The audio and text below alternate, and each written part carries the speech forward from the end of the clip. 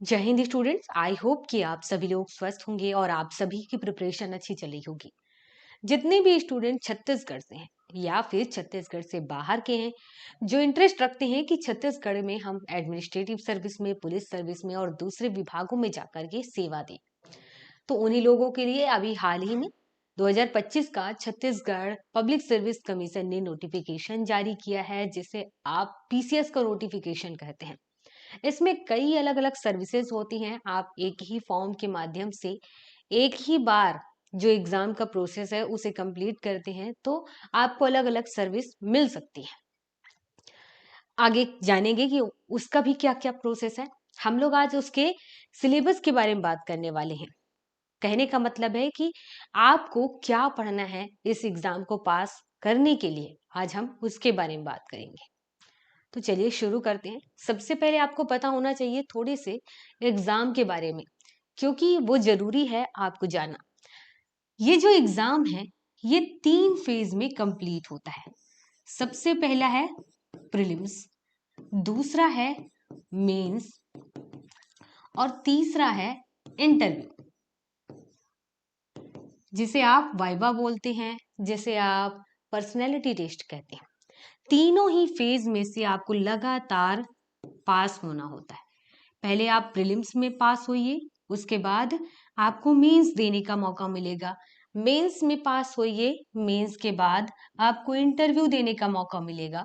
Interview में जब आप सेलेक्ट होते हैं तब जाकर के फाइनली आप जो रिजल्ट है वो रेडी होता है, फाइनल रिजल्ट। इस रिजल्ट में जब आपका नाम होता है तब आपको सर्विस दी जाती है और आपका ट्रेनिंग होता है। ये प्रोसेस है। प्रीलिम्स के बारे में सबसे पहले आपको पता हो कि आपको पढ़ना क्या है और साथ ही एग्जाम के बारे में।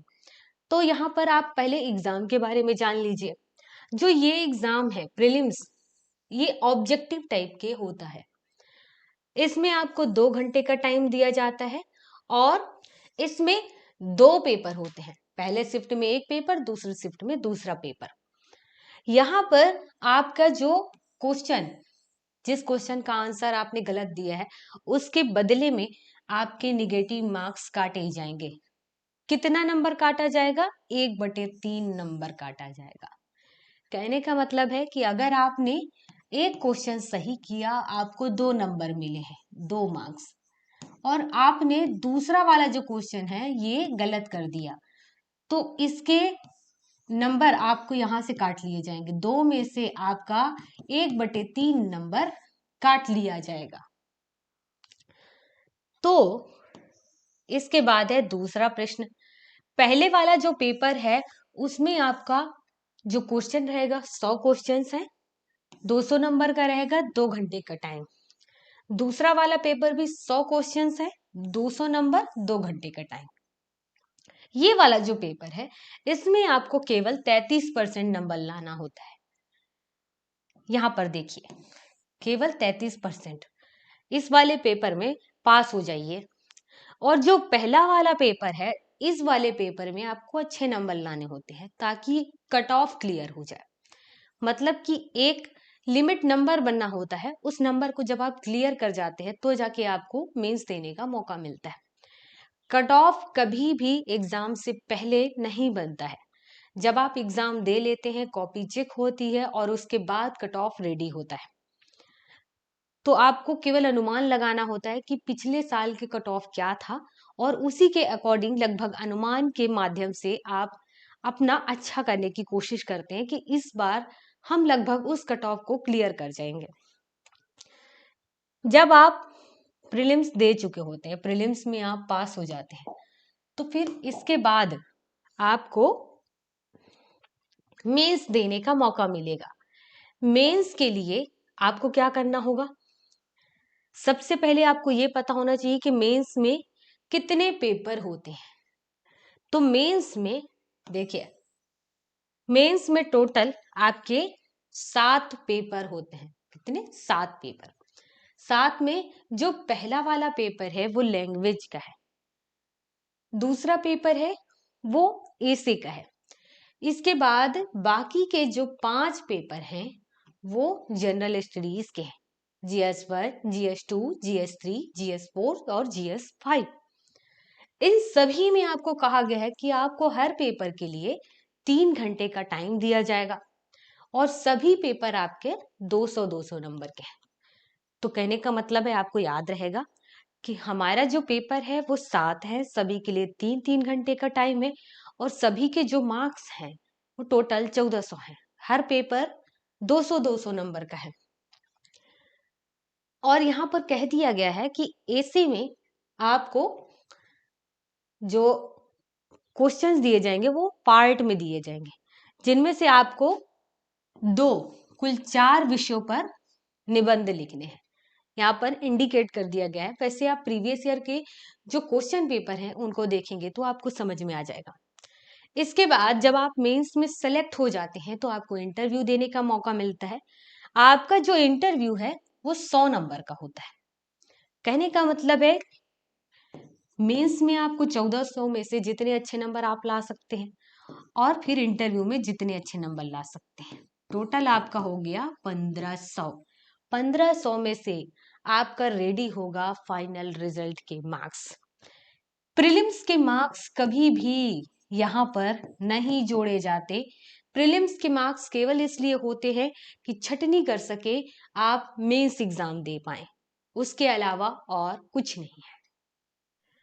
अब इसके बाद सबसे पहले आप ये समझिए कि प्रीलिम्स में आपके जो 2 शिफ्ट में पेपर होने वाले हैं, तो आपको पहले शिफ्ट में क्या पढ़ना है, किन किन सब्जेक्ट से आपके क्वेश्चंस होंगे। इसके लिए आपको क्या करना होता है, सिलेबस देखना होता है, सिलेबस को फॉलो करना होता है और उसी से पढ़ना होता है। यहाँ पर देखिए क्या कहा गया है, ये नोटिफिकेशन में ही आपको बता दिया जाता है कि जो आपका क्वेश्चन पेपर है वो हिंदी और अंग्रेजी दोनों में होगा। किसी भी शब्द या वाक्य में अगर भाषा विवाद की स्थिति बन जाए तो हिंदी भाषा में लिखे शब्द या वाक्य को आधार माना जाएगा। इसके बाद आपका होता है प्रीलिम्स के लिए पहला पेपर, जिसे जीएस का पेपर कहते हैं। 100 क्वेश्चन, 200 नंबर का, 2 घंटे का टाइम। यहाँ पर कहा गया है कि जो आपके प्रीलिम्स का जो पेपर है और सिलेबस है ये 2 पार्ट में बटे हुए हैं। जो 50 क्वेश्चन है वो पहले पार्ट से आएगा, 50 क्वेश्चन दूसरे वाले पार्ट से आएगा। प्रत्येक प्रश्न 2-2 नंबर के हैं और सही उत्तर हेतु 2 नंबर, गलत के लिए 1/3 नंबर काट लिया जाएगा। अब यहाँ पर आप ये जानिए कि जो पहला वाला पार्ट है उसे यहाँ पर जीएस का पार्ट कहा गया है। तो जीएस में से क्या क्या पढ़ना है, आपको पढ़ना है भारत का इतिहास एवं भारत का स्वतंत्रता आंदोलन। आपको इंडिया की जो हिस्ट्री है वो आपको पढ़नी। और यहाँ पर आपको पता होना चाहिए कि यहाँ पर कहा गया भारत का इतिहास, तो जो इंडिया की हिस्ट्री है वो 3 पार्ट में बटा हुआ है। मतलब जब आप पढ़ेंगे, एक है एंशिएंट, दूसरा है मेडाइवल और तीसरा है मॉडर्न। आपका हो गया प्राचीन, मध्यकालीन और आधुनिक भारत। ये तीनों को आपको पढ़ना होगा। तीनों में से मिला करके आपका यहाँ पर क्वेश्चंस पूछे जाएंगे। इसके बाद कहा गया है कि भारत का स्वतंत्रता आंदोलन। जब आप मॉडर्न हिस्ट्री पढ़ेंगे तो यहाँ पर जो स्वतंत्रता आंदोलन है उससे संबंधित जितनी घटनाएं हैं उस पर फोकस करके आपको पढ़ना है। आपको ये चीज तो पढ़नी ही है। इसके बाद ये टॉपिक हाईलाइट करके बताया गया है कि ये अलग से आपको ध्यान देकर पढ़ना है। भारत का भौतिक, सामाजिक एवं आर्थिक भूगोल। इसका कहने का मतलब है कि आपको जियोग्राफी, जो इंडिया की जियोग्राफी है, ध्यान रखिए जियोग्राफी में आपकी इंडिया भारत का बोला गया है, तो जियोग्राफी में यहाँ कहा गया है कि आर्थिक, सामाजिक, राजनीतिक, कुछ इस प्रकार से। तो यहाँ देखिए भौतिक, सामाजिक, आर्थिक भूगोल। तो कहने का मतलब है कि जियोग्राफी में आपका बहुत कुछ है शामिल। तो आपके क्या क्या शामिल होगा, नदी है, पहाड़ है, पठार है, पेड़ पौधे, खनिज संसाधन, सारी चीजें हैं, वो सब कुछ आपको यहाँ पे पढ़ना है। इसके बाद क्या है, भारत का संविधान एवं राज्य व्यवस्था। भारत से रिलेटेड मतलब पूरे भारत की अपनी राज्य व्यवस्था कैसी है? तो जैसे कि भारत के बारे में जब बात आती है तो आपका ये भी होता है कि आपको संसद के बारे में पता हो, राष्ट्रपति के बारे में पता हो, संसद किस तरीके से वर्क करती है, कौन कौन सी उसे पावर्स हैं। इसके अलावा आपको राज्य के बारे में पता होना चाहिए कि राज्यों का सरकार कैसे चलता है, राज्य में सरकार क्या क्या काम करती है, उनको शक्तियां कहाँ से मिली है। फिर उसके बाद निचले लेवल पे आता है स्थानीय स्वशासन, ये कैसे वर्क करती है। और इसी तरीके से आपके कोर्ट को लेकर के है, हाई कोर्ट, सुप्रीम कोर्ट, फिर उसके बाद है डिस्ट्रिक्ट कोर्ट और भी कोर्ट है। इन सब के बारे में फिर कई सारे अर्ध न्यायिक निकाय हैं, उनके बारे में पता होना चाहिए। स्वतंत्रता से पहले के और स्वतंत्रता से बाद में किस तरीके से परिवर्तन आया, कौन से रूल्स एंड रेगुलेशन रहे हैं जिसके माध्यम से भारतीय संविधान बना है, ये सब कुछ पता हो। यहाँ पर शॉर्ट में ये बात कही गई है, पर इतनी सारी चीजें आपको पता होनी चाहिए। भारत की अर्थव्यवस्था, भारत में जो इकोनॉमिक है वो कैसे चलती है। जनरल चीज या बेसिक चीज कहा जाता है कि आपको पहले पता होना चाहिए कि आरबीआई ये क्या है। आरबीआई पैसा कैसे जारी करता है, आपका पैसा रुपये जो आता है वो कैसे जारी करता है, उसके पास कौन कौन सा अधिकार है। जो आरबीआई है पैसे को कैसे कंट्रोल करती है। अगर सोसाइटी में ज्यादा पैसा आ जाए, मतलब कि भारत में जनता के पास ज्यादा पैसा आ जाए तो आरबीआई क्या करती है, कम पैसा हो तो आरबीआई क्या करती है, महंगाई होती है तो आरबीआई क्या करती है, और अगर महंगाई नहीं है तो आरबीआई क्या करती है। यूं समझिए कि अर्थव्यवस्था में बहुत रोल है आरबीआई का। इसके अलावा आपका सरकार का यहाँ पर क्या रोल है, सरकार को जब पैसा घट जाता है तब क्या करना होता है। फिर आप जनरली न्यूज़पेपर में देखते हैं, आप यूट्यूब और भी सोशल मीडिया के माध्यम से आपको देखने को मिलता है, जहां पर एडवर्टाइज आते हैं कई सारे अलग अलग कंपनीज के, स्टॉक मार्केट का। तो आखिर ये क्या चीज है। आपको कहा जाता है कि पैसा इन्वेस्ट करिए, तो आपको सबसे पहले पता होना चाहिए कि इन्वेस्टमेंट क्या होता है, फिर कहाँ पर इन्वेस्ट करना है, उससे क्या फायदा है। ये सब कुछ आपका आता है कहाँ पे, इकोनॉमिक में। इसके बाद नेक्स्ट है सामान्य विज्ञान एवं प्रौद्योगिकी। सामान्य विज्ञान कहा गया है मतलब जनरल चीजें पता हो, 10th तक के जो साइंस है सबसे पहले वो पता हो। कई सारे रोग हैं जो जनरली आपको आसपास देखने को मिलता है, आपने किताबों में पढ़ा, 10th तक पढ़ा है, वो पता हो। उनका निवारण पता हो, आप जो खाना खाते हैं उनमें कितने टाइप के मिनरल्स हैं इनके बारे में पता होना चाहिए, और कौन कौन से मिनरल्स हैं जो बॉडी में बनते हैं, कौन सी चीजें हम बाहर से लेते हैं, ये पता होनी चाहिए। फिर साइंस में बहुत सारी चीजें हैं जो पहले सर्च की गई हैं, जो आज हम डेली यूज करते हैं, वो आपको पता हो। कुछ टेक्नोलॉजी है जो डेली आपके यूज होता है और न्यूज में होता है, वो आपको पता होना चाहिए। फिर उसके बाद कई सारे cyber security and computer network इनसे रिलेटेड। इसके बाद भारतीय दर्शन कला साहित्य एवं संस्कृति। जो भारतीय दर्शन कला साहित्य और संस्कृति की बात करें हैं, ये एक तरीके से आपका हिस्ट्री से जुड़ा हुआ है। तो जब आप हिस्ट्री पढ़ते हैं तो वहां पर भारत से संबंधित कई सारे यहाँ पर कला साहित्य संस्कृति के बारे में भी पढ़ते हैं, तो वो आपको पढ़ना होगा। इसके अलावा कुछ चीजें आज से ऐड करनी रहेगी। इसके बाद है समसामयिकी घटनाएं एवं खेल। जो घटनाओं की बात कही गई है, तो यहाँ पर ये लोगों को समझ में नहीं आता। इसका कहने का मतलब है कि आपको करंट अफेयर पढ़ना है। समसामयिकी घटनाएं जो कहा गया है ये हिंदी में है, तो आपको करंट अफेयर पढ़ना है। करंट अफेयर में क्या पढ़ना है, जो इंडिया के लेवल की घटनाएं हैं, इंडिया के लेवल की, चाहे राजनीति से जुड़ा हो, चाहे इकोनॉमिक से, चाहे खेल संबंधित हो, सामाजिक रूप से हो, पॉलिटिकल रूप से हो, कैसा भी हो, इंपॉर्टेंट है, आप पढ़िए। इसके बाद पर्यावरण। पर्यावरण क्या है और पर्यावरण के लिए कौन कौन सी चीजें जरूरी हैं, ये तो आपको पता ही हो। उससे आगे आपको ये भी कि आज पर्यावरण का क्या रोल है, क्या नुकसान हो रहा है, क्यों हो रहा है, उसमें हमने क्या भागीदारी दिया, ये सब कुछ यहाँ पर ऐड है। अब इसके बाद हम नेक्स्ट देखते हैं, जो सेकंड वाला पार्ट है। इसमें आपसे कहा गया है कि आपका यहाँ पर छत्तीसगढ़ का नॉलेज होना चाहिए। तो छत्तीसगढ़ से नॉलेज से रिलेटेड कहा गया है कि आपका छत्तीसगढ़ का इतिहास, स्वतंत्रता आंदोलन में छत्तीसगढ़ वालों का क्या योगदान रहा है। अभी तक आपने इंडिया की हिस्ट्री जानी, अब छत्तीसगढ़ के हिस्ट्री में फोकस करना है। और छत्तीसगढ़ के जो लोग हैं उस टाइम पर, स्वतंत्रता आंदोलन के टाइम पर, तो कौन कौन ने योगदान दिया, किस तरीके से दिया, तो वो पढ़ना है। इसके बाद जियोग्राफी है। तो अभी आपने इंडिया की जियोग्राफी पढ़ी, अब आपको छत्तीसगढ़ का जियोग्राफी पढ़ना है। ये देखिए, छत्तीसगढ़ में कहाँ नदियां हैं, कौन कौन सी नदी है, नदियों के बगल में कौन कौन से शहर बसे हुए हैं, कौन कौन से उद्योग हैं, कौन कौन से खनिज संसाधन है, कहाँ पर्वत, कहाँ पठार, ये सब कुछ आपको जानना है।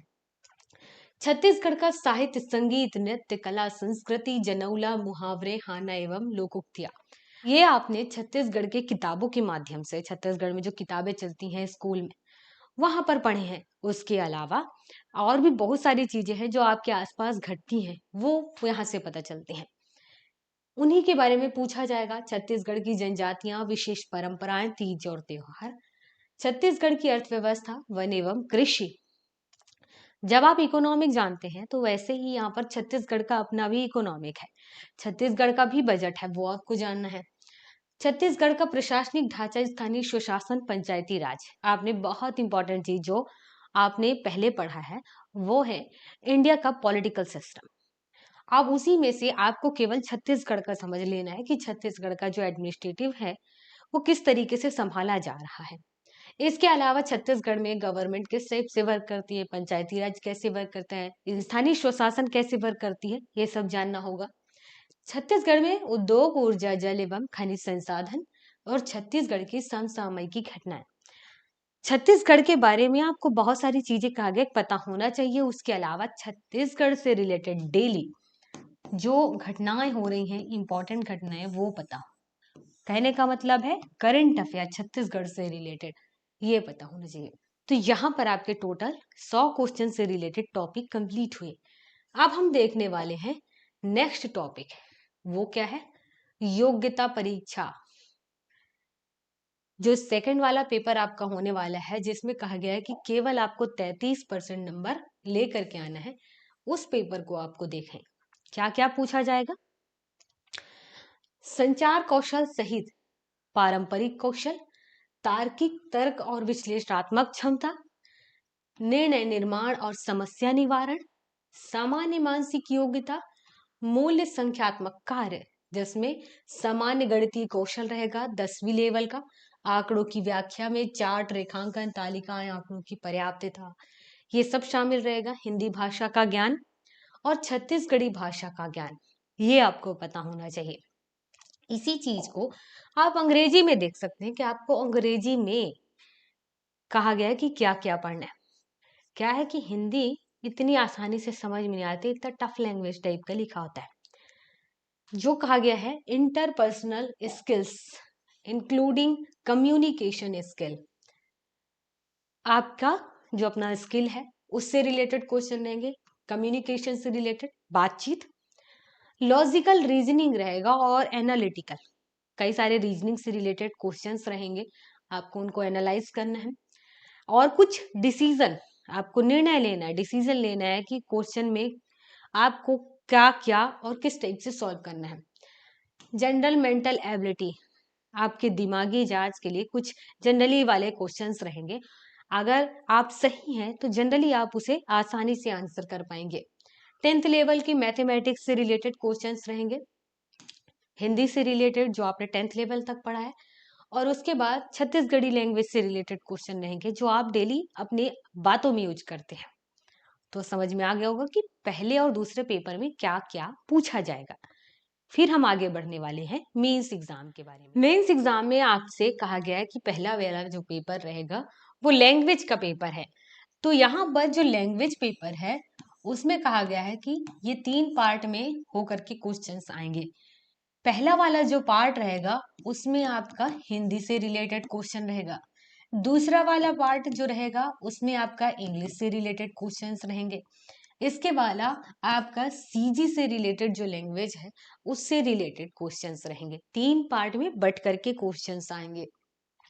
पहले वाले पार्ट में कहा गया है मैं यहाँ पर बता दूं, आपने 10th लेवल तक जो भी हिंदी में पढ़ा होगा ग्रामर से रिलेटेड, उसी से रिलेटेड यहाँ पर क्वेश्चंस रहेंगे।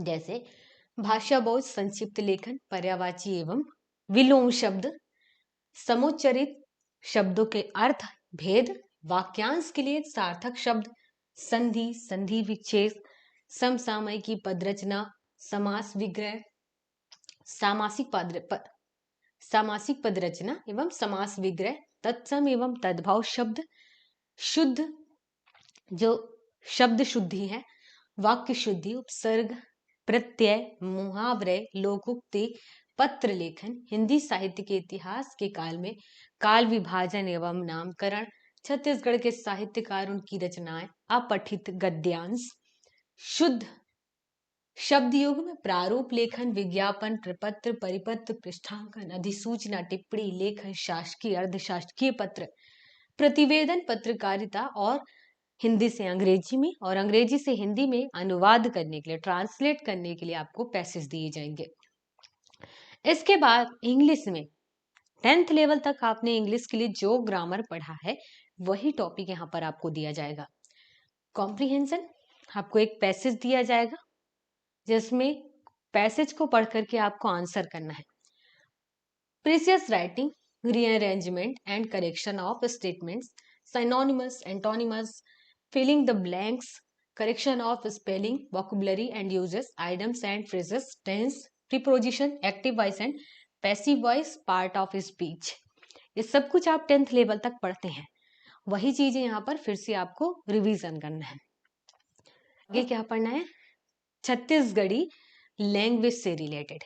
अब छत्तीसगढ़ लैंग्वेज में आपने ध्यान दिया होगा कि जो जो चीजें आप बात करते हैं उन्हीं बातों से रिलेटेड यहाँ पर कहा गया है कि छत्तीसगढ़ी भाषा का आपको ज्ञान होना चाहिए।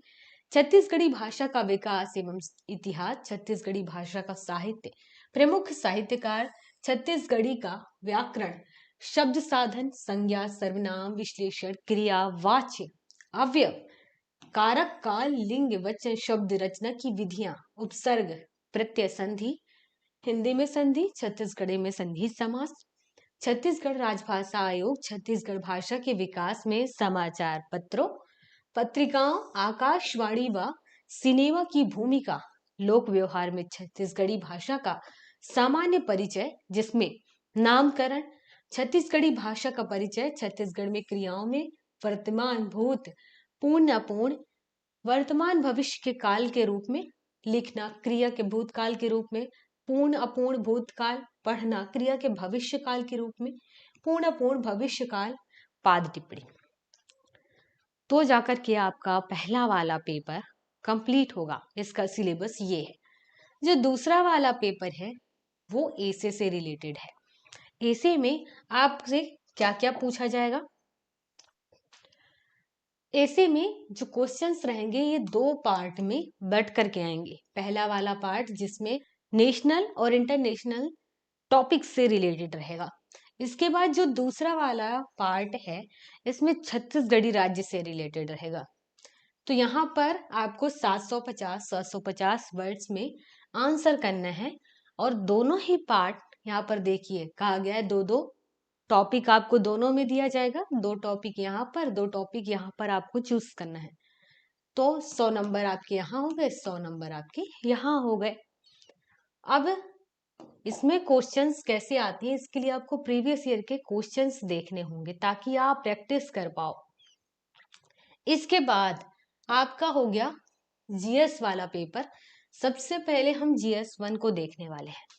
जीएस 1 में कहा गया था कि आपको जीएस 1 में क्या पढ़ना है? भारत का इतिहास।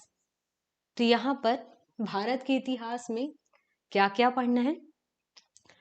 प्राग ऐतिहासिक काल, सिंधु सभ्यता, वैदिक सभ्यता, जैन धर्म, बौद्ध धर्म, मगध साम्राज्य का उदय, मौर्य राजनय तथा अर्थव्यवस्था, शुंग सातवाहन काल, गुप्त साम्राज्य, गुप्त वाकाटक काल में कला, स्थापत्य, साहित्य, विज्ञान का विकास, दक्षिण भारत के प्रमुख राजवंश। इतनी सारी चीजें किस में पढ़ना है आपको? एंशिएंट हिस्ट्री, प्राचीन इतिहास में। इसके बाद मध्यकालीन भारतीय इतिहास, सल्तनत एवं मुगल काल, विजयनगर राज्य, भक्ति आंदोलन, सूफीवाद, क्षेत्रीय भाषाओं में साहित्य का विकास, मराठों का अभ्युदय, यूरोपियन का आगमन और ब्रिटिश सर्वोच्चता स्थापित होने के कारक। तो यहां तक आपको क्या करना है, मध्यकालीन इतिहास पढ़ना है। इसके बाद आता है मॉडर्न या आधुनिक भारत, जहां पर आप ब्रिटिश सर्वोच्चता के बारे में पढ़ेंगे। ब्रिटिश साम्राज्य का विस्तार, युद्ध एवं कूटनीति, ग्रामीण अर्थव्यवस्था, कृषि, भू राजस्व व्यवस्था, जिसमें आपको स्थायी बंदोबस्त, रैयतवाड़ी, महालवाड़ी ये पढ़ना है। हस्तशिल्प उद्योग का पतन कैसे हो गया, ईस्ट इंडिया कंपनी की रियासतों के संबंध में जो कई सारे संबंध बनाने के लिए नियम निकाले गए थे, उनको पढ़ना है। प्रशासनिक संरचना में परिवर्तन कैसे हुआ, 1858 के पश्चात नगरीय अर्थव्यवस्था, जिसमें रेलों का विकास, औद्योगिकरण, संवैधानिक विकास शामिल है, इनको पढ़ना है।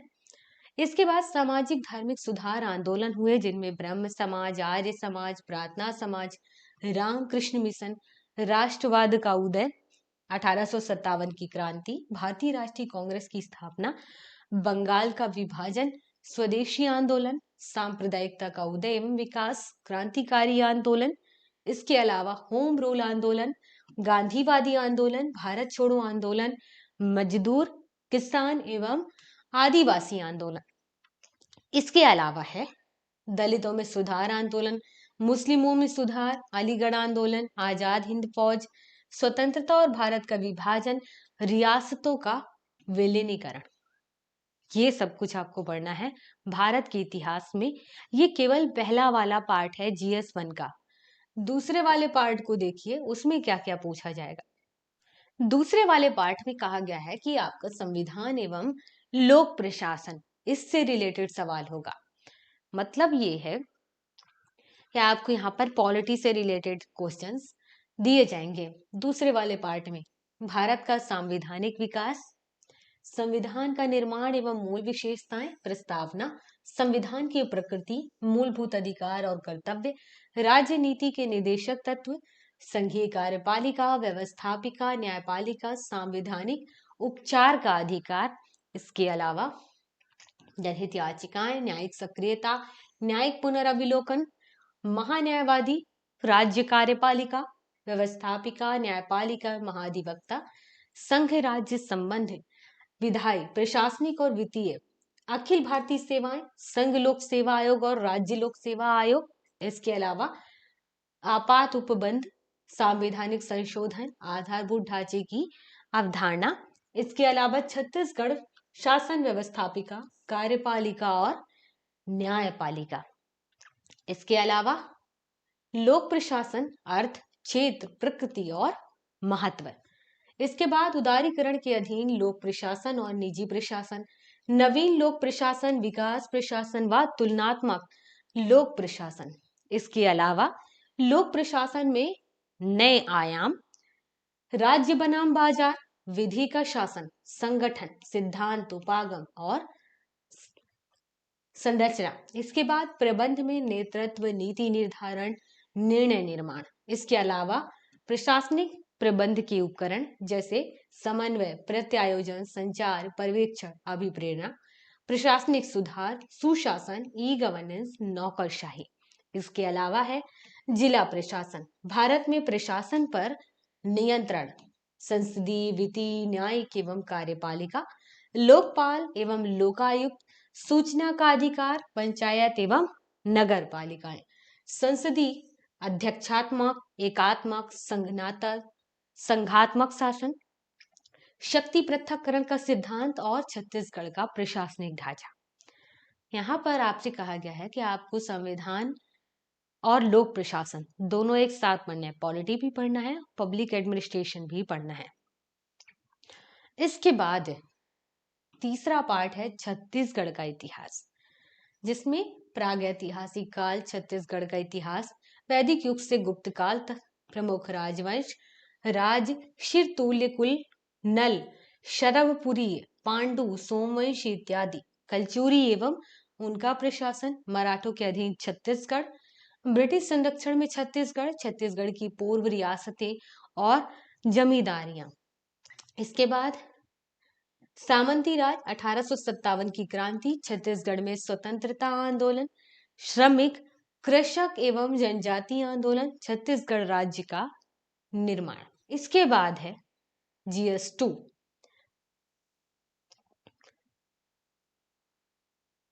GS2 में क्या क्या पूछा जाएगा ये ध्यान देना।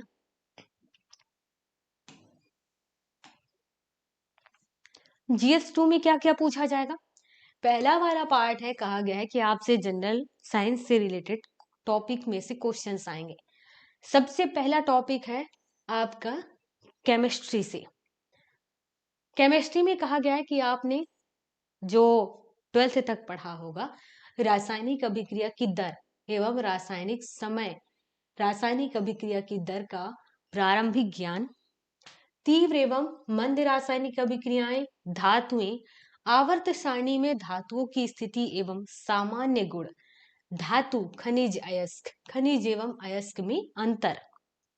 इसके अलावा धातु कर्म, अयस्कों का सांद्रण, निस्तापन, भर्जन, प्रगलन एवं शोधन।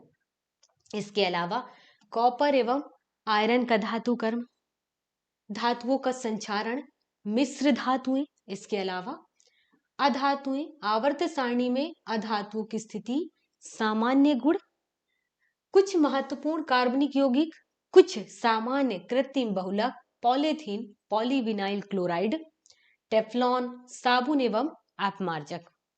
इसके अलावा अभी आपने जो जनरल साइंस है उसमें केवल केमिस्ट्री पढ़ा है, अब आपको फिजिक्स पढ़ना है। 12th तक जो आपने फिजिक्स पढ़ा है उसी से रिलेटेड यहाँ पे टॉपिक है। ये देखिए, प्रकाश, जिसमें प्रकाश की प्रकृति, प्रकाश का परावर्तन, परावर्तन के नियम, समतल एवं वक्र सतह से परावर्तन, समतल, उत्तल एवं अवतल दर्पण द्वारा प्रतिबिंब रचना, फोकस दूरी तथा वक्रता त्रिज्या में संबंध, गैसों में विद्युत विसर्जन, सूर्य में ऊर्जा उत्पत्ति के कारण, विद्युत और इसके प्रभाव, विद्युत तीव्रता, विभव विभवांतर, विद्युत धारा, ओम का नियम, प्रतिरोध, विशिष्ट प्रतिरोध, प्रभावित करने वाले कारक, प्रतिरोधों का संयोजन एवं इसके आंकिक प्रश्न। इसके अलावा विद्युत धारा का ऊष्मीय प्रभाव, इसकी उपयोगिता, शक्ति एवं विद्युत ऊर्जा व्यय की गणना, विद्युत प्रयोग में रखी जाने वाली सावधानियां, प्रकाश विद्युत प्रभाव, सोलर सेल संरचना, पीएन संधि डायोड।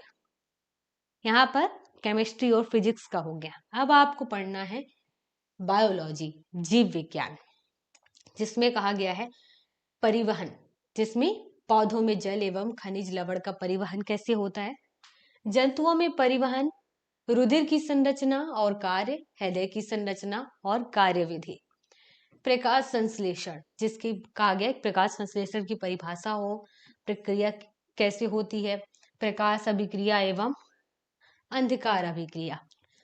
इसके अलावा श्वसन और श्वासोच्छ्वास, श्वसन के प्रकार, ऑक्सी श्वसन, अनऑक्सी श्वसन, मनुष्य का श्वसन तंत्र, श्वसन प्रक्रिया, मनुष्य का पाचन तंत्र एवं पाचन क्रिया।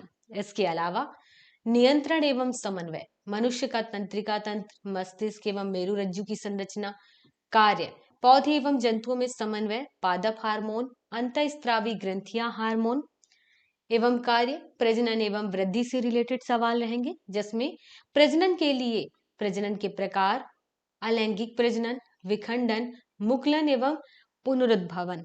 इसके बाद कृत्रिम वर्धी प्रजनन, स्तरीकरण, कलम लगाना, ग्राफ्टिंग, अनिषेकप प्रजनन, पौधों में लैंगिक प्रजनन, अंग, पुष्प की संरचना एवं प्रजनन प्रक्रिया। इसके अलावा परागण, निषेचन। इसके अलावा मानव प्रजनन तंत्र तथा प्रजनन प्रक्रिया, अनुवांशिकी एवं विकास, अनुवांशिकी एवं भिन्नताएं, अनुवांशिकता का मूलाधार, गुणसूत्र एवं डीएनए। तो यहाँ पर आपको सामान्य विज्ञान में केमिस्ट्री, फिजिक्स, बायोलॉजी तीनों पढ़ना है। दूसरा वाला जो पार्ट है वो है योग्यता परीक्षण, तार्किक योग्यता एवं बुद्धिमत्ता परीक्षण से रिलेटेड, जिसमें आपसे कहा गया है मैथमेटिक्स से रिलेटेड क्वेश्चन यहाँ पे ऐड रहेंगे। परिमेय संख्याओं का जोड़ना, 10th लेवल तक आप पढ़ते हैं।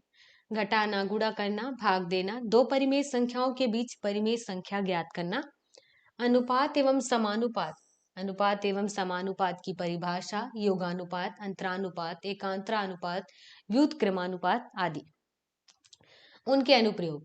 फिर उसके बाद वाणिज्य गणित में बैंकिंग, बचत खाता, सावधि जमा खाता, आवर्ती जमा खाता, ब्याज की गणना, ये पढ़ना है। आयकर की गणना, इसके लिए केवल वेतन भोगी के लिए तथा गृह भाड़ा भत्ता को छोड़कर गुणनखंड, लघुत्तम समापवर्तक, महत्तम समापवर्तक। वैदिक गणित में जोड़ना, घटाना, गुणा, भाग, बीजांक से उत्तर की जांच करना, वर्ग, वर्गमूल, घन, घनमूल, विकलम तथा उसके अनुप्रयोग और बीज गणित में वैदिक गणित विधियों का प्रयोग आदि। इसके अलावा भारतीय गणितज्ञ एवं उनका कृतित्व जैसे आर्यभट्ट, वराहमिहिर, ब्रह्मगुप्त, भास्कराचार्य, श्रीनिवास रामानुजन, इनके संदर्भ में। इसके बाद गणितीय संक्रियाएं हैं, मूल संख्यात्मक कार्य, उनके संबंध आदि, परिणाम, क्रम इत्यादि, आंकड़ों की व्याख्या जिसमें चार्ट दिए जाएंगे, तालिकाएं दिए जाएंगी, रेखांकन, आंकड़ों का विश्लेषण और समांतर माध्य। इसके अलावा माध्यिका, बहुलक, प्रायिकता, प्रायिकता के जोड़ एवं गुणा प्रमेय पर आधारित प्रश्न। व्यवहारिक गणित में आपसे कहा गया है लाभ, हानि, प्रतिशत, ब्याज एवं औसत, समय, गति, दूरी, नदी, नाव। इसके बाद सादृश्य परीक्षण, विषम शब्द, शब्दों का विषम जोड़ा, सांकेतिक भाषा परीक्षण, संबंधी परीक्षण, वर्णमाला परीक्षण, शब्दों का तार्किक विश्लेषण, छूटे हुए अंक या शब्द की प्रविष्टि, कथन एवं करण। इसके बाद कारण के अलावा स्थिति, प्रतिक्रिया, परीक्षण, आकृति श्रेणी, तथ्यों का लुप्त होना, सामान्य मानसिक योग्यता। 10th तक आपने जो मैथमेटिक्स पढ़ा है उससे रिलेटेड यहाँ पर GS2 में सवाल है। इसके बाद थर्ड वाले पार्ट में कहा गया है कि आपको अप्लाइड एवं व्यवहारिक विज्ञान, ग्रामीण भारत में सूचना प्रौद्योगिकी की भूमिका, कंप्यूटर का आधारभूत ज्ञान, संचार एवं प्रसारण में कंप्यूटर, आर्थिक वृद्धि हेतु सॉफ्टवेयर का विकास, IT के वृहद अनुप्रयोग। इसके अलावा ऊर्जा संसाधन, ऊर्जा की मांग। इसके अलावा नवीनीकृत अनवीनीकृत ऊर्जा के स्रोत, नाभिकीय ऊर्जा का देश में विकास एवं उपयोगिता, भारत में वर्तमान विज्ञान एवं प्रौद्योगिकी का विकास। इसके अलावा कृषि का उद्भव, कृषि विज्ञान में प्रगति, उसके प्रभाव, भारत में फसल विज्ञान, उर्वरक, कीट नियंत्रण, भारत में रोगों का परिदृश्य, जैव विविधता एवं उसका संरक्षण, सामान्य परिचय, परिभाषा, आनुवांशिक प्रजाति एवं पारिस्थितिकी तंत्रीय विविधता। इसके अलावा भारत का जैव भौगोलिक वर्गीकरण। इसके अलावा जैव विविधता का महत्व, विनाशकारी उपयोग, उत्पादक उपयोग। इसके अलावा सामाजिक, नैतिक, वैकल्पिक दृष्टि से महत्व, विश्व स्तरीय जैव विविधता, राष्ट्रीय एवं स्थानीय स्तर की जैव विविधता। इसके अलावा भारत एक वृहद विविधता वाले राष्ट्र के रूप में। इसके अलावा जैव विविधता के तप्त स्थल, जैव विविधता को क्षति, आवासीय क्षति, वन्य जीवन को क्षति, मानव एवं वन्य जंतु संघर्ष। इसके अलावा भारत की संकटापन्न, विलुप्त होती एवं स्थानीय प्रजातियां, जैव विविधता का संरक्षण, असंस्थितिक एवं संस्थितिक संरक्षण, पर्यावरण प्रदूषण में कि कारण क्या है, प्रभाव क्या है, नियंत्रण के उपाय, वायु प्रदूषण, जल प्रदूषण, समुद्री प्रदूषण, मृदा प्रदूषण, ध्वनि प्रदूषण, तापीय प्रदूषण, नाभिकीय प्रदूषण, ठोस अपशिष्ट प्रबंधन में नगरीय एवं औद्योगिक ठोस कूड़े करकट का प्रबंधन, कारण, प्रभाव, नियंत्रण, प्रदूषण के नियंत्रण में व्यक्ति की भूमिका। GS1 और GS2 में जितनी चीजें हमने पढ़ी उन्हें अगर हम सरल भाषा में कहें तो आपको इंडिया की हिस्ट्री पढ़नी है, आपको पॉलिटी पढ़नी है, आपने 10th लेवल तक के जो केमिस्ट्री, फिजिक्स और बायोलॉजी पढ़ना है उन्हीं को आपको रिवीजन करना है। इसके अलावा आपका हो गया यहाँ पर मैथमेटिक्स, तो 10th लेवल तक की जो मैथमेटिक्स है वो भी यहाँ पर आए हुए हैं। बस ये है कि आपको मेहनत ज्यादा करनी पड़ रही है यहाँ पे। वो इस वजह से क्योंकि आपने अगर केवल बायो लेके पढ़ा है तो आपको पूरा मैथमेटिक्स फिर से रिवीजन करना होगा कि कैसे कैसे आपने सॉल्व किया था। जिन्होंने केवल मैथमेटिक्स पर अभी फोकस किया था, अब वापस उनको केमिस्ट्री फिजिक्स पर और बायोलॉजी पर ध्यान देना होगा। बस ये है। आगे हम बढ़ते हैं। इसके बाद है जीएस 3। जीएस 3 में कहा गया है कि इसमें भी पार्ट में क्वेश्चन बटे हुए हैं। पहले पार्ट में आपसे कहा गया है कि भारत और छत्तीसगढ़ी की जो अर्थव्यवस्था है वो आपको जानना है, जिसमें सबसे पहले भारत के बारे में कहा गया है, दूसरे वाले पार्ट में कहा गया है छत्तीसगढ़। पहले पार्ट भी दो पार्ट में बटा है। कहा गया है राष्ट्रीय एवं प्रति व्यक्ति आय, भारतीय अर्थव्यवस्था में संरचनात्मक परिवर्तन, निजी एवं सार्वजनिक क्षेत्र की भूमिका में परिवर्तन एवं नवीनतम योजनाओं के कुल योजनागत व्यय में उनके हिस्से, आर्थिक सुधार, निर्धनता एवं बेरोजगारी की समस्याएं, माप, उन्हें दूर करने के लिए किए गए उपाय। मौद्रिक नीति, भारतीय बैंकिंग एवं गैर बैंकिंग वित्तीय संस्थानों के स्वरूप एवं उनमें 1990 के दशक में जो सुधार हुए। इसके अलावा रिजर्व बैंक के साख का नियमन, सार्वजनिक राजस्व, सार्वजनिक व्यय, सार्वजनिक ऋण, राजकोषीय घाटा की संरचना, अर्थव्यवस्था पर उनके प्रभाव। इसके अलावा छत्तीसगढ़ से रिलेटेड अनुसूचित जाति, अनुसूचित जनजाति, पिछड़ा वर्ग, अल्पसंख्यक वर्ग का सामाजिक पिछड़ापन, साक्षरता एवं व्यावसायिक संरचना, आय एवं रोजगार के क्षेत्रीय वितरण में परिवर्तन।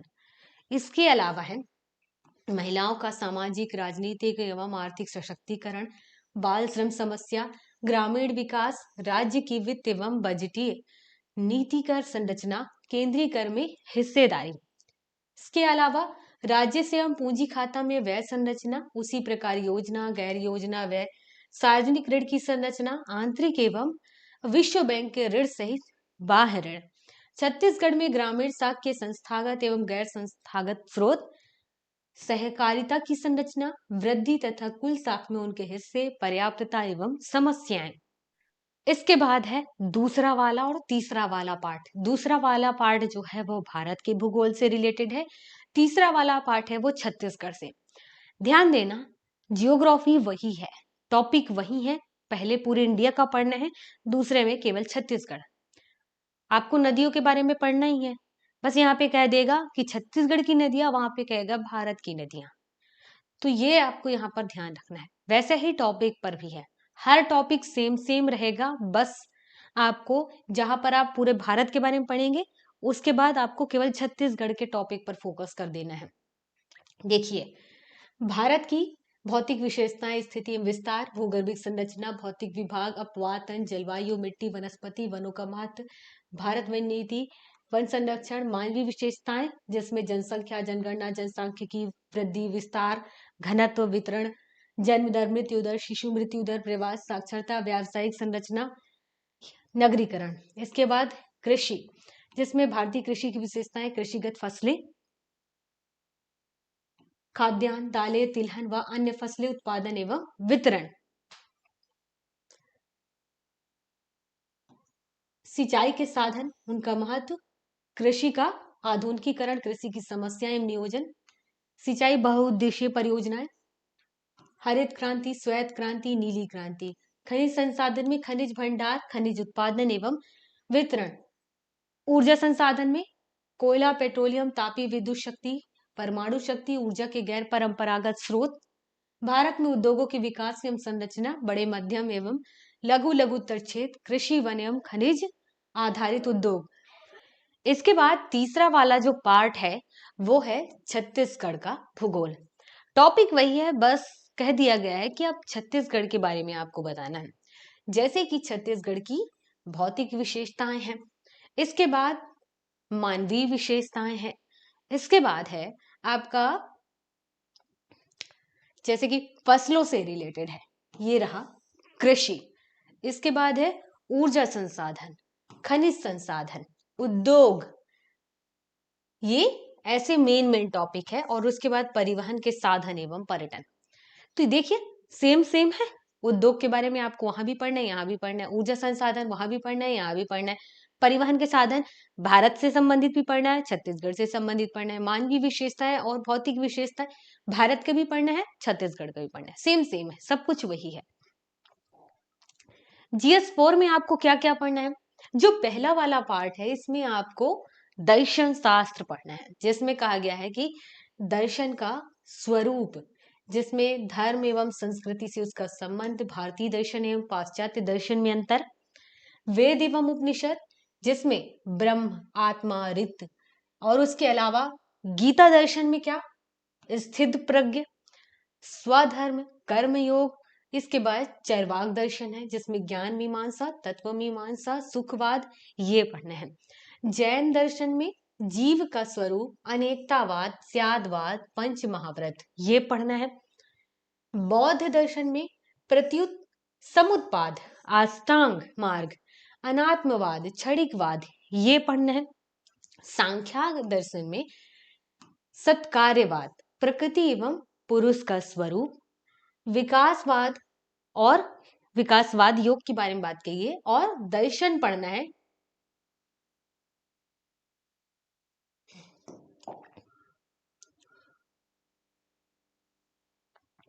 इसके बाद इसमें आपका GS4 में भाग 1 में आपको दर्शन शास्त्र पढ़ना है, जिसमें कहा गया है कि आपको दर्शन का स्वरूप, धर्म एवं संस्कृति से उसका संबंध, भारतीय दर्शन एवं पाश्चात्य दर्शन में अंतर पढ़ना है।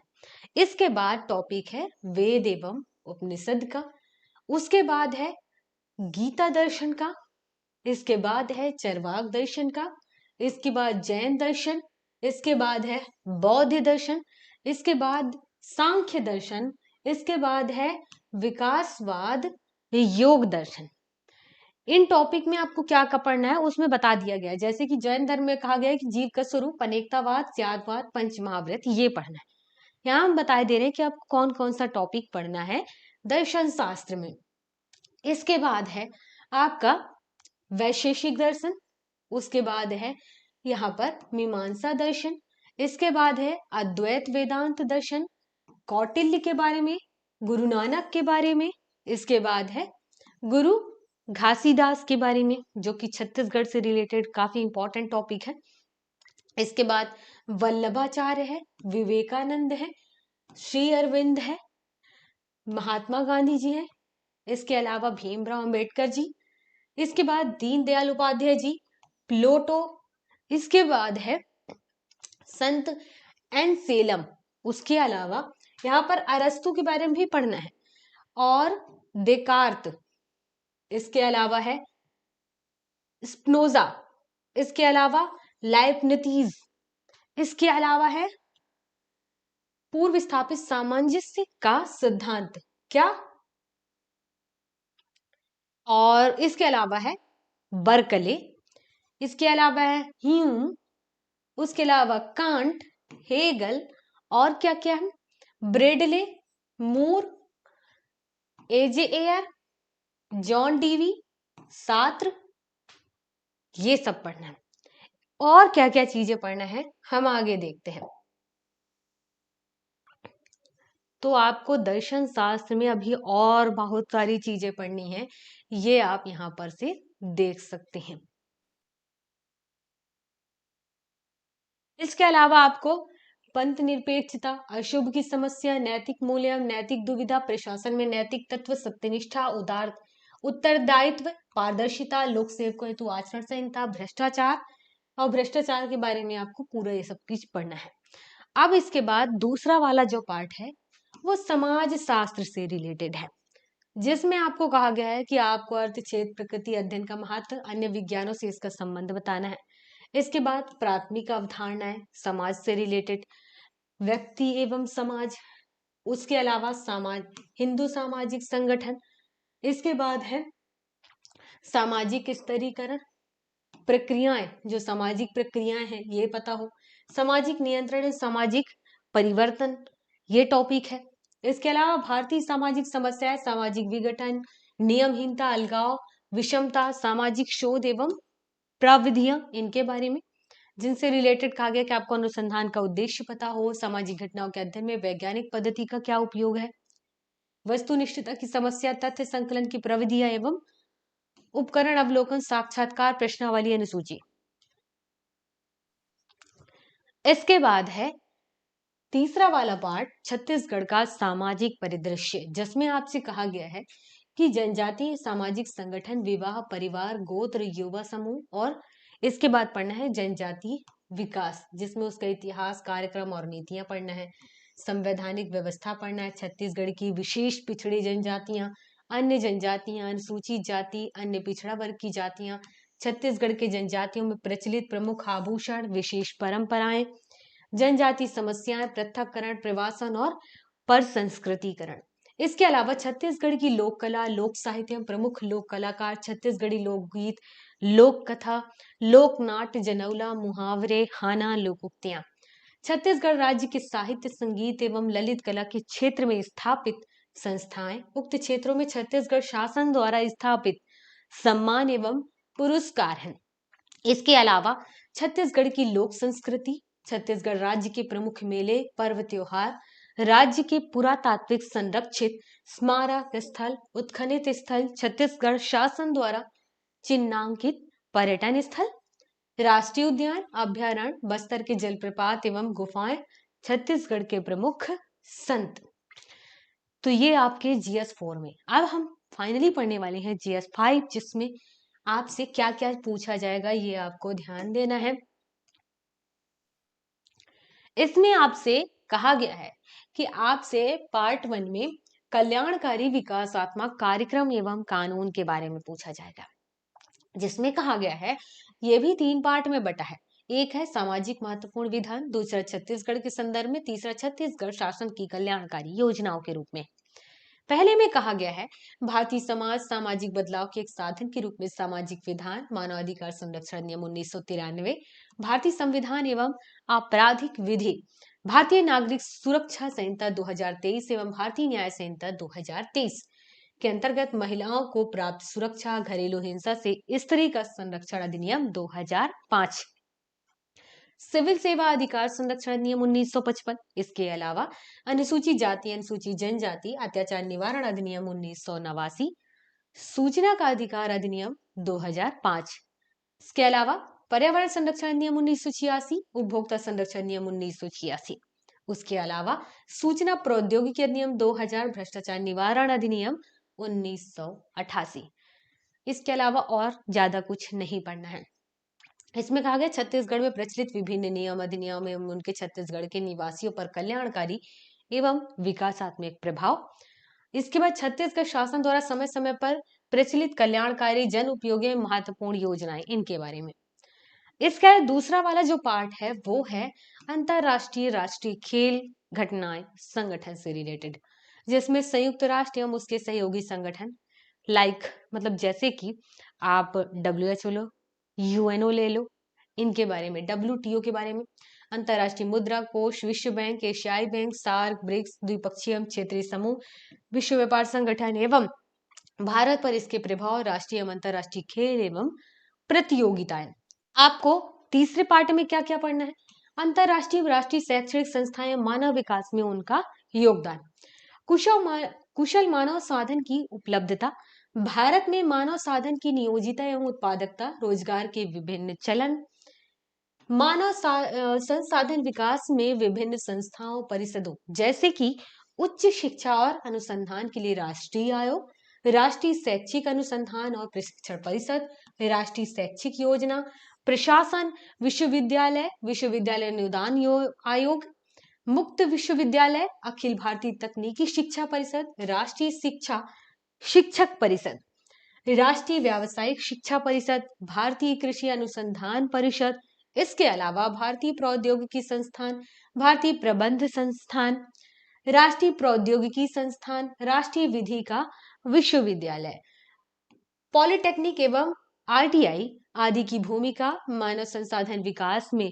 शिक्षा एक साधन, सार्वभौमिक समान प्रारंभिक शिक्षा और उच्च शिक्षा एवं तकनीकी शिक्षा। इसके अलावा कहा गया है कि आपका व्यावसायिक शिक्षा की गुणवत्ता, बालिकाओं की शिक्षा से संबंधित मुद्दे, वंचित वर्ग, निःशक्त जन से संबंधित मुद्दे। यहाँ पर हमने कंप्लीट किया पूरा प्रीलिम्स का और मेंस का दोनों का सिलेबस। काफी इंपॉर्टेंट है ये सिलेबस, एक एक शब्द काफी मायने रखता है। इसके साथ ही आपका GS1 में कौन कौन से सब्जेक्ट है, GS2 में कौन कौन से सब्जेक्ट है, ये भी आपको याद होना चाहिए। यहाँ पर हमने लगभग सभी चीजों के बारे में बात किया।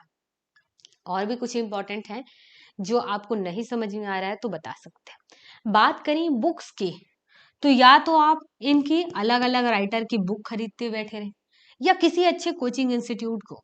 कैसे पता चलेगा कौन से अच्छा कोचिंग इंस्टीट्यूट है? जनरली काफी सारे स्टेट के टॉपर्स हैं, वो बताते हैं कि क्या क्या नोट्स हैं जो कोचिंग इंस्टीट्यूट के इम्पोर्टेंस हैं। तो आप उन्हीं कोचिंग इंस्टीट्यूट के नोट्स को उठा करके पढ़ सकते हैं। नोट्स जो है आप बस देखिए कि आपका जो सिलेबस है उसमें है या नहीं, मतलब सिलेबस को कंप्लीट कर रहा है या नहीं। अगर किसी भी कोचिंग इंस्टीट्यूट का जो नोट्स है वो सिलेबस को अगर कंप्लीट कर रहा है तो उस नोट्स को लीजिए, पढ़िए, कुछ गड़बड़ है तो आप उसमें सुधार कर सकते हैं। इतना नॉलेज अब आप रखने लगते हैं, आपके पास मोबाइल है, इंटरनेट है, साथ ही आप ग्रेजुएट हैं, तो इन चीजों को, मतलब ग्रेजुएट के मतलब कोई इससे ज्यादा भी पढ़ा लिखा है, कम से कम आप ग्रेजुएट हैं तभी इस एग्जाम की तैयारी आप कर रहे हैं, तो ग्रेजुएट हैं तो इतना आपका दिमाग चलना चाहिए कि कौन सी चीजें गलत हो सकती हैं। जनरली हर कोचिंग इंस्टीट्यूट अपना नोट्स अच्छा बनाने की कोशिश करते हैं, तो आपको एक ही जगह सारे नोट्स मिलेंगे। आपका फोकस होना चाहिए, इन्हें पढ़ना है, समझना है, बाद में शॉर्ट नोट्स बनाना है खुद का, और फिर रिवीजन करना। जब आपको ऐसा लगने लगे कि आपने लगभग हर टॉपिक को बेहतरीन तरीके से पढ़ लिया, समझ लिया, आपके शॉर्ट नोट्स रेडी भी हो रहे हैं, तो उसके साथ ही आप क्या करें, मॉक टेस्ट जरूर लें। मॉक टेस्ट कहने का मतलब है कि जो कोचिंग इंस्टीट्यूट्स हैं वो टेस्ट के मतलब टेस्ट करवाते हैं, आप उनको लीजिए। प्रीवियस ईयर के जो क्वेश्चन पेपर है खुद से सॉल्व करिए जैसे हो सकता है। आप अपने आप को लिमिटेड टाइम दीजिए, 2 घंटे 3 घंटे का, उसी टाइम के अंदर उसे सॉल्व करने की कोशिश करते रहिए। दिमाग आपका बढ़ेगा, साथ ही आपने क्या याद किया, क्या आपको नहीं समझ में आया, ये भी समझ में आएगा, और उसके अलावा क्या आप में सुधार करना है ये समझ में आएगा। और एक लिमिटेड टाइम में आप अपने आप को इम्प्रूव कर पाते हैं और बेहतरीन तरीके से एक ऐसा कैंडिडेट तैयार करते हैं जो एग्जाम हॉल में फर्स्ट टाइम बैठे और फर्स्ट बार में ही सिलेक्शन ले ले। इस सेशन में केवल इतना ही, मिलते हैं नेक्स्ट सेशन में नई जानकारी के साथ, तब तक के लिए जय हिंद।